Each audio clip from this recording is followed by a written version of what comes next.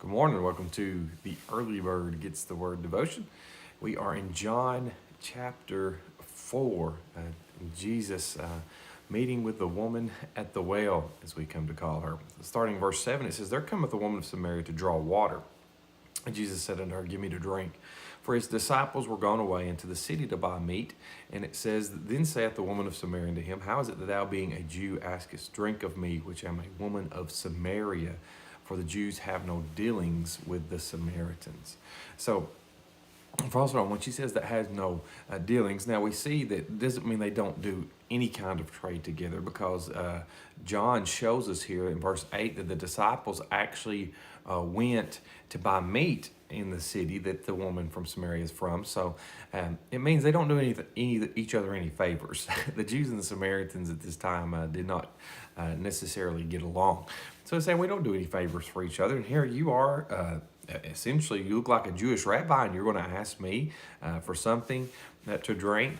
But I think we can see some things in the scripture here that Jesus comes this well, and he's sitting there waiting, and he's waiting for her, and he asks this question. He gives this command. He says, "Hey, give me something to drink, to draw from this well." First of all, this shows us that Jesus meets us where we are.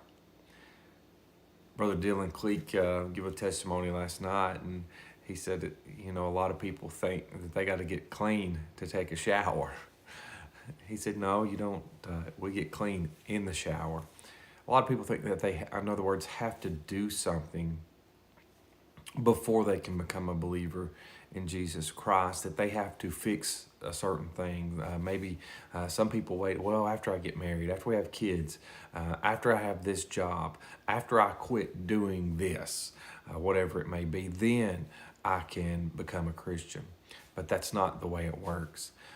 But Jesus meets us where we are. He was this woman living with another man that was not her husband, obviously living a life that she didn't expect, but was for sure living a life of sin.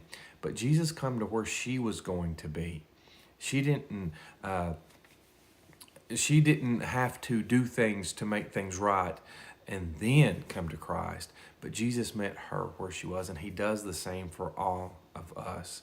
What does that mean? That means no matter what situation or what you've done or where you've been, as long as you're willing to submit to him, he'll meet you where you are. But then here Christ asks for something, and oftentimes the Lord speaks to us. He starts a conversation. Notice he didn't go in with a sales pitch. He's not like a used car salesman trying to sell her something, but he started an actual conversation with her. And he said, "Give me to drink." And she points out here in the next few verses, well, you don't have anything to draw with, because Jesus is showing her that it doesn't matter where you come from or where you've been. I'm going to meet you where you are.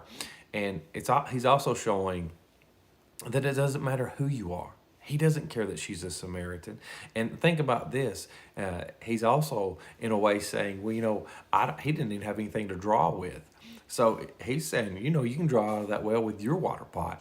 And if you were to offer it to me, I would still drink of it. Something that a Jew wouldn't do with a Samaritan at that time is to share a water pot and drink of the water together. And here he's saying, why? What else?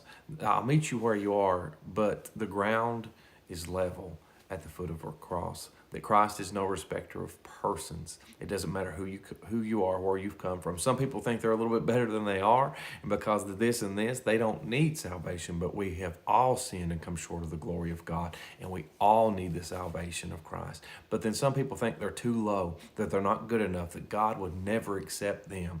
Well, here's the thing. Jesus gave this woman at the well a choice. He didn't force her, but through this conversation that we will continue in the next several days, maybe weeks, we see that he gave her a choice, just like he gives you and he gives me, is a choice to follow him, take up our cross and follow him. So what will you do? Remember, he'll meet you where you are, and it doesn't matter who you are. If you're a whosoever shall call upon the name of the Lord shall be saved. God bless you. I hope you have a wonderful day. Please remember to share this. It's you that multiplies the message when you share this with others. Lord willing, see you tomorrow morning at 6:30 a.m. Central Time for another Early Bird Gets the Word devotion. See you then.